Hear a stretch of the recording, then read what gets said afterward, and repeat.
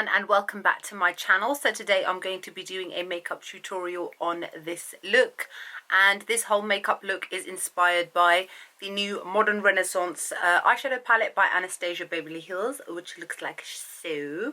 I have done a review along with swatches and my opinion and that sort of thing, which I will link below for you guys. And I'm also using the new glow kit in Sun Dipped, which looks like so. It's gorgeous, lovely.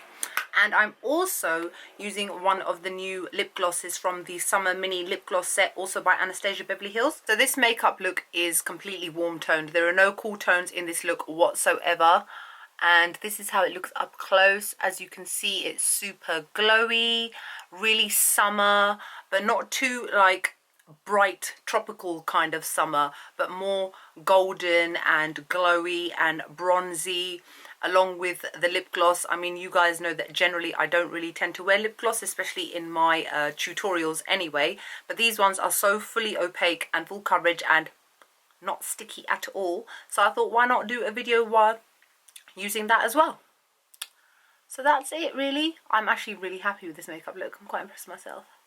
It was the first time I was using this eyeshadow palette, by the way, and it was not a planned look. It was kind of like, oh, I like that colour, let me see how this goes. I love those kind of impromptu kind of makeup looks. When you're not too sure what you're going to do, just kind of go with the flow and see how it goes and hope for the best. And I'm hoping that this one you guys will like. So that's it really. I hope you guys enjoyed this video. Like, comment, subscribe, and I'll see you all in the video. Bye! Hello! So my foundation, concealer and eyebrows are done, and I've listed everything below. Now the first shade I'm going to be using from the Modern Renaissance palette is the shade Tempera, and I'm applying it as a base shade all over my eyes with a Sigma E40 tapered blending brush. I've also applied Urban Decay's Primer Potion as a primer underneath. I always apply primer because primer keeps your eyeshadow in place all day and makes the shadows lovely and vibrant too. Next I'm using the shade Burnt Orange, and I'm applying it backwards and forwards in the crease with a Morphe M330 blending crease brush. This is just to apply it as the first transitional shade, as I'm actually going to be using two different types of shades. This is a more kind of softer, more muted orange, and it's beautiful to use on all skin tones. So just I'm blending it backwards and forwards and just building up the intensity to my desired amount, which is always over the top and too much of.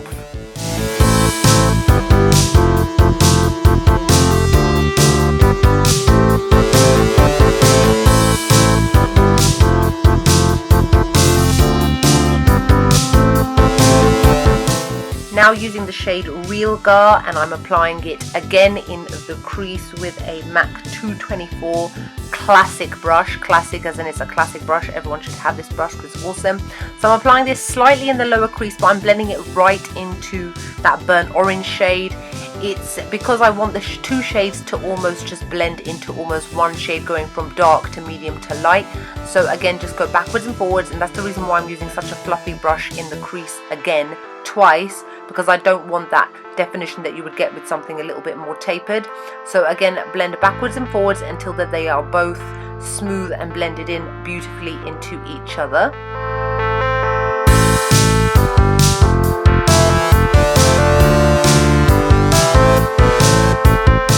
Then using the shade Love Letter, I'm applying it to the outer V area with a Zoeva 228 crease brush.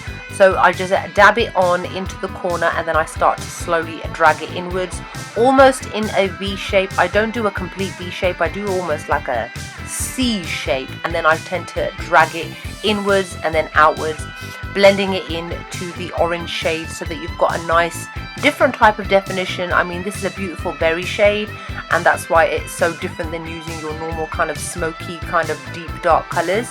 So keep applying it and then building up the color to your desired intensity.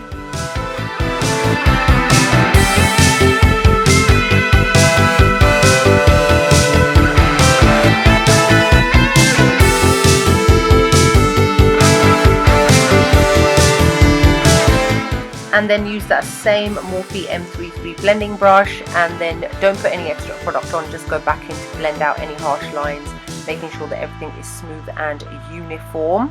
And the next shade we're going to be using for the lid is the one called Primavera, and I'm applying it with another classic MAC brush, which is the MAC 239 eyeshadow brush. This brush is so old. It's probably one of my first brushes, and I absolutely love it as much as I did the first day that I bought it. So just apply it all over the lid into the bare space which was already there that didn't have any eyeshadow on it, and then blend it right up to the Love Letter shade. Don't cover the Love Letter shade, just blend up until the edge of it so that you've got nice full coverage shimmery lid, whereas the rest of the eyeshadows are all matte. This is the one kind of shimmery focus that people will be able to see more than the others. There's a nice contrast obviously between matte and shimmers, which looks amazing. Then just go back in with a little bit more of that Love Letter and just blend between those two lines so that there are no harsh lines between the shimmery shade and then the matte shade.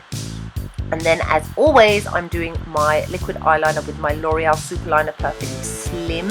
I will link below my how-to video of how I do my eyeliner on a day-to-day basis. It's exactly the same product, because I stick with what I'm comfortable with, and this is what I find the most easiest product to use for doing my liquid eyeliner every single day of my life.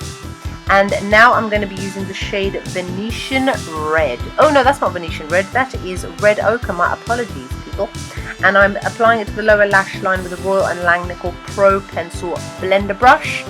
This one is not as red as Love Letter. This one is a bit more of a browny sort of red. So again, there is a bit of a contrast between using different types of shades. It's not too red that it will bring out the redness in your eyes, so that's why it's perfect to use on the lower lash line. So just keep blending that out, really smoking it out. You don't want there to be a really harsh line on your lower lash line, which is why I love this brush, because it's quite soft and fluffy. And then I'm applying my Rimmel Scandaleyes eyeliner, Kohl pencil, whatever it's called, which I use every day because it's soft and very dark and lasts very long. I only have to touch it up maybe one time in the entire day. Then I'm using the shade The Mere, and I am applying it to my teared up with a MAC 219 pencil brush just to open up the eyes and add a little bit more shimmer.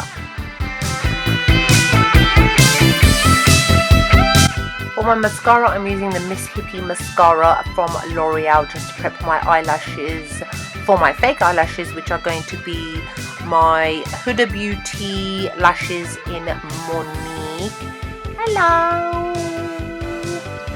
And then apply the mascara to your lower lash line as well to complete your eyes. And then for the face, I'm using my NYX Highlight and Contour Pro palette, and I'm using a really scabby looking MAC 168 contour brush, which was already dirty because, believe it or not, I had forgotten to wash my brushes and I had none left, and all I had was this tiny little sample size one, which is absolutely dreadful. I know I'm not the only one who's ever been in this position. Don't judge me. I don't always wash my makeup brushes. I'm dirty, but I don't always do that. So no, I'm not condoning it. It just happens sometimes. There's nothing I can do. Anyway, and then I'm going to be cutting my contour using my Laura Mercier translucent setting powder. And I'm using a Morphe M459 flat contour brush just to cut the contour, sharpen it, tidy up any areas where the contour has gone, which shouldn't be, because it will just drag your face down, and then again through the center of my nose as well, because that brush obviously went through the middle. And then wipe it all off with a Real Techniques contour brush, which is probably one of my favorite brushes actually. I've had it for such a long time and I use it for so many different things. Maybe I should buy another brush instead of using the same brush all the bloody time. There's me being dirty again, admitting my dirtiness. Soz. And then for blush, I'm going to be using my Hourglass Cosmetics Ambient Lighting Bronzer in Radiance Bronze Light, and I'm applying it to my cheeks as a blush with an e.l.f. complexion brush. This is one of my favorite, probably my all-time favorite bronzer. I bring it out every single summer. I love it. It's my fave. And then to highlight my cheekbones, I'm using the Anastasia Beverly Hills Sun Dipped Glow Kit, and I am applying the shade Summer and Moonstone to my cheekbones and everywhere else. And I am using, what brush am I using? A Morphe M501 brush. So first I'm applying the shade Summer and going in twice because the highlight is over the top today, because we're going for a really summery, glowy kind of look. And that was just an excuse, because obviously I just do it all the time anyway. So anyway, so apply that, or I did apply that to my cheekbones twice. And then I went in with the shade Moonstone and then applied it on top of this to kind of mix the two shades together so that I got a super highlighted, over the top, we don't care, in your face sort of look.